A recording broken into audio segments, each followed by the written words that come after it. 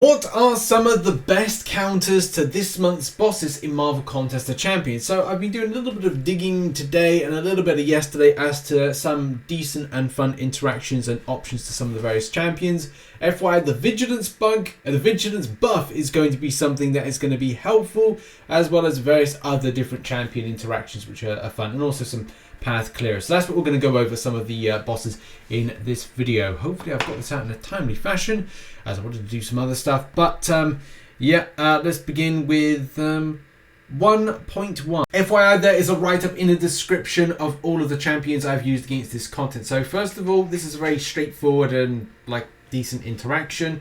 This is all about cosmic champions with each time a cosmic attacker lands an attack, they have a 10% chance to for each armor break on the defender to gain indefinite passive fury, but also every 3 seconds the defender gains a permanent armor up buff.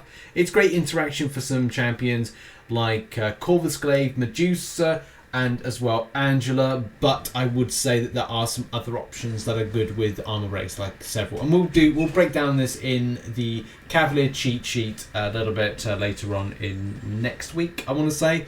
But going up against Wolverine has Indomitable, also Rich Get Richer, whichever champion has more unique buffs gains 12% of bar of power whenever the attacker lands the same type of a basic attack twice in a row. The defender gains an unblockable buff for 6 seconds. Gotta be honest, that's not something to really worry about.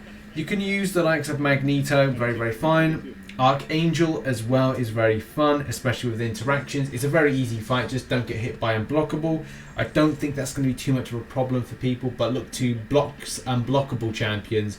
Dr. Doom can be really good, especially when he's in the aura, and as well you've got Red Guardian, Leviosa, and he has that ability to block unblockables, as well as a few other champions as well. I think Mr. Sinister's amongst them. But those are just some solid options. As I said, Archangel, Warlock, Magento, Apocalypse could be an option as well. So yeah, you do you with who you choose with that one, but those are the top picks I've got. And now we're on to 1.2. 1.2 will see you use skill champions. And that's skill attackers gain permanent passive furies, increasing attack rating every time a damaging debuff is purified or expires on the opponent. And you do have rapid metabolism. I personally like crossbones for this, but also there's Black Panther, Jabari Panther, and a various other amount of skill champions that shrug off stuff, but you don't necessarily need that. Any skill champion will really do. It's going up against the end boss. It gives you a little bit of food for focus, because it is Footloose, and Footloose is after activating a special attack, the defender becomes unstoppable and has 25% chance to evade incoming attacks for 7 seconds. I would say dealing with this is going to be based on, and it's up to you, I did end up using Dr. Doom for this, but I think She-Hulk is one of the better options, especially dealing with the slow debuff. Slow debuff champions like Red Guardian, as we've said many times, is good. Sorcerer Supreme is definitely an option for that. You've got Spider-Gwen as well. Loads of champions that have the slow debuff are going to be very effective for this and dealing with it, if you are finding that a particular issue right there. Other than that, it's it's just a case of dealing with those two effects, evade and unstoppable, or kind of trying to suppress them. And yeah, you can do with that Dr. Doom. It's just it's not always a clean rotation, because your interaction will just see you go, okay, well, Divine Barrier is going to stop me a little bit. So it's not always the best thing to apply those Stagger, Nullify, and Fate Seals. And I would say maybe using the likes of Magik could be a weird, kooky alternative, but at the same time could be a good one. Or Black Widow Clairvoyant as well, especially with the buff immunity. So yeah, look out for those as some potential options. Moving now on to 2.1. And this is actually, it's pretty cool. I've done this a couple times, and I've interacted with the several champions, because I'm okay, well, let's test out some theories on boss takedowns. The main path clearing options are going to be ones that will be able to power control, so your Magiks, your Dr. Dooms, and various other Mystic champions. And I will be doing a full breakdown on path clearing options, but those are some of the top ones. That any Mystic champion that is able to power control is going to be a good option for path clearing. But when it comes to the boss, hey, this is when things get a little bit tasty, and at the same time you have to understand the champion. It takes time to understand this, but it's better to have cheese options to take it down.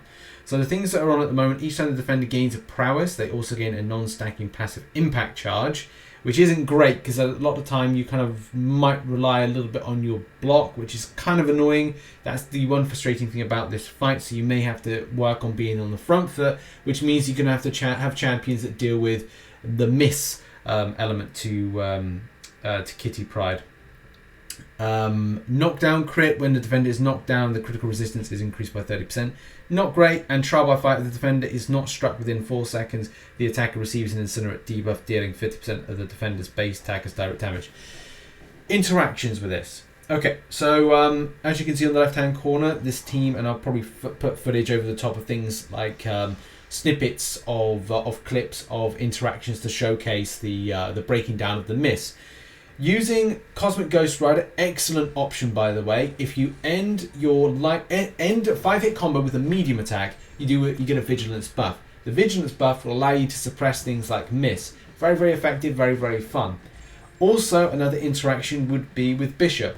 Bishop, if you leave for 4 seconds and you get that Incinerate on, it will basically charge you up. If you're able to build to special attack really, really quickly, it's going to mean you're going to put in a lot of damage when you throw that SP2, and that could be something of a fun and cheesy option to kind of take it down. Not saying it's the best option, it's just something that's kind of fun.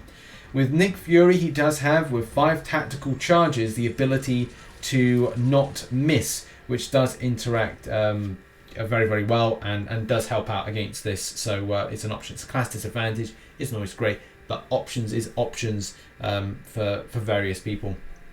Also, Apocalypse I did use, not the most effective, but it does deal with the fact of that Incinerate if you want to just chill and be right at the back for a little while before then coming out at the enemy. And as well, because it's going up against the mutant, it can be relatively effective. I've also used Archangel in this fight as a little bit of a tester, although I didn't think it was a great option. But still, you've got to be testing these things to find out whether or not they work or don't work.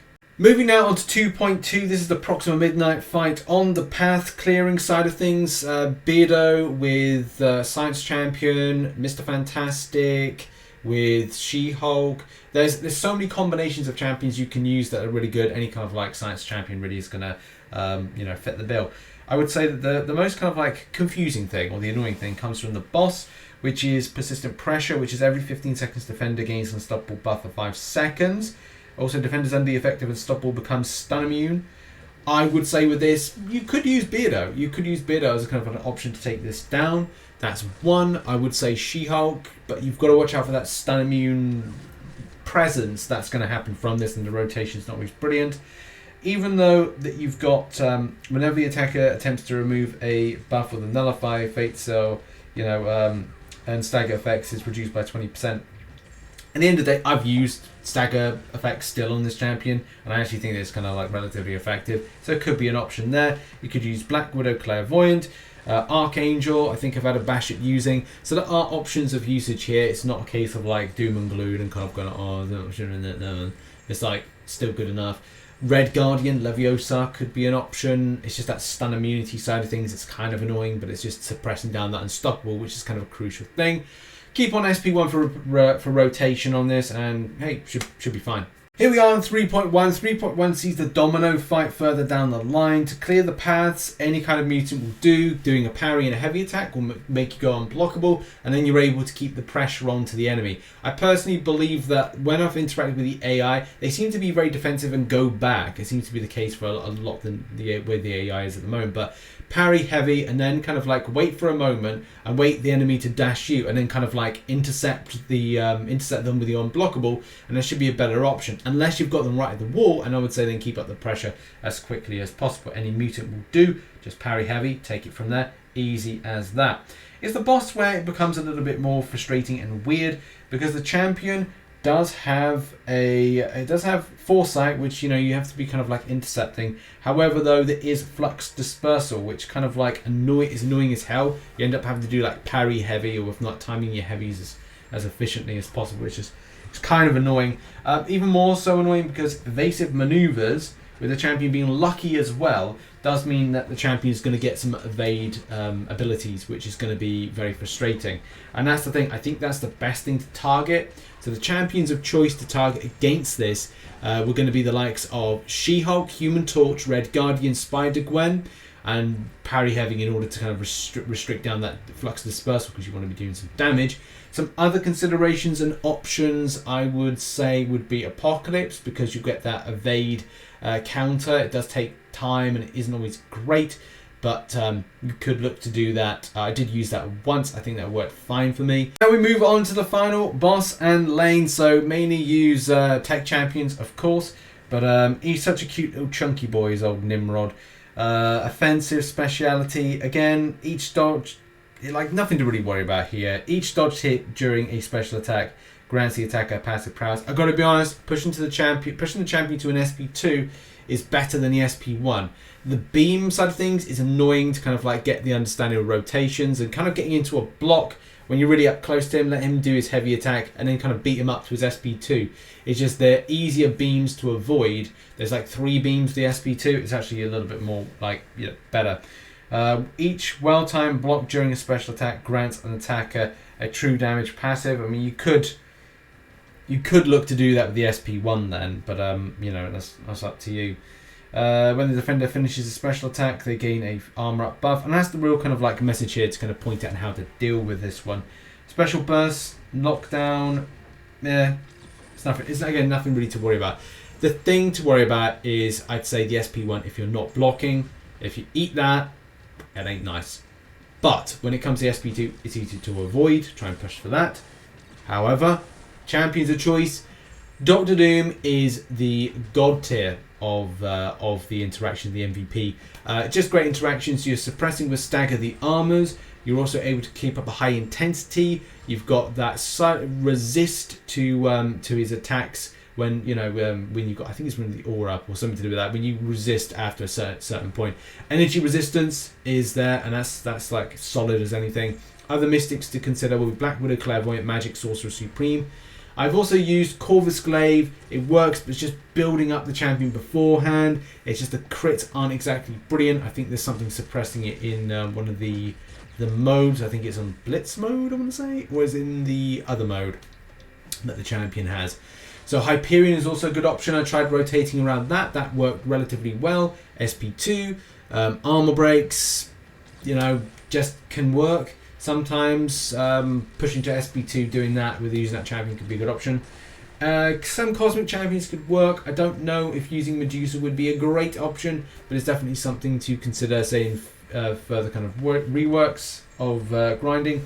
But hey, at the end of the day, you do you. These are some suggestions of champions I've used, some champions I've found effective, and some fun interactions suppressing some of the abilities these champions possess. That indeed has been the video. Thank you very much for watching. Make sure to hit the like button, subscribe for more content like this. And as well, who did you use against some of these bosses? Put it in the comment section, as it might help out a fellow summoner who might be doing the Cavalier difficulty, and maybe some of the uncollected as well may find this of use. But that has been the video. Appreciate you for watching. Make sure to check out some content recently posted on screen right about now, and also make sure to check out the live stream, which should be tonight, unless I've got to work on some stuff or I'm watching Tim the Tatman and Dr. Disrespect play after what has been absolutely ages. Man, it's going to be a stream to remember. Bye everybody.